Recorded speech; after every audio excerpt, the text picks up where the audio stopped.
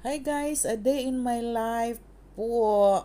So ayan, good morning, good morning, good morning, good afternoon, and good evening. At this time, busy ako guys sa kakagala dahil dumating ang anak ko at saka yung manugang ko at saka yung aking kumari na mamamasyal lang sila dito sa Malaysia for 1 week. So, at this time, busy ang life ni Inday sa kakagala. Kaya, dito pinasyal ko sila guys sa magandang place na tourist spot. So, itong lugar na ito guys is Bato Caves.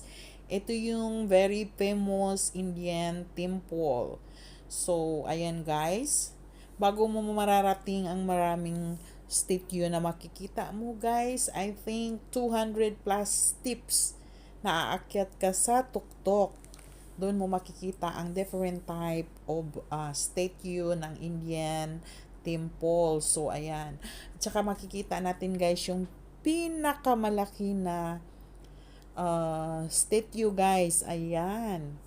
Ayan. Very gold color. So, kung makikita mo talaga guys, very amazing. Kasi guys, napakalaki niya at saka ang kulay niya guys is gold.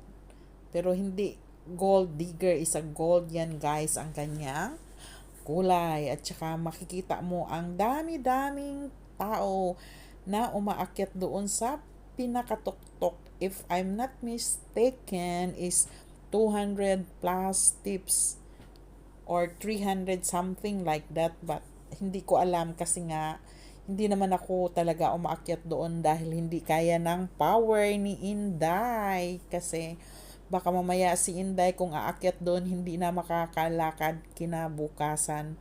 So ayan guys, ang anak ko at saka yung manugang ko talagang umakyat sila doon sa pinakatuktok guys, kaya lang hindi kaya ng amoy gawa ng dinami-daming klasing tao guys ang umakyat at iba-iba na ang kanilang mga amoy. So ayan, biruin mo yan guys, ang dami-dami talagang tao kaya so amazing talaga guys at saka amazing din ang amoy.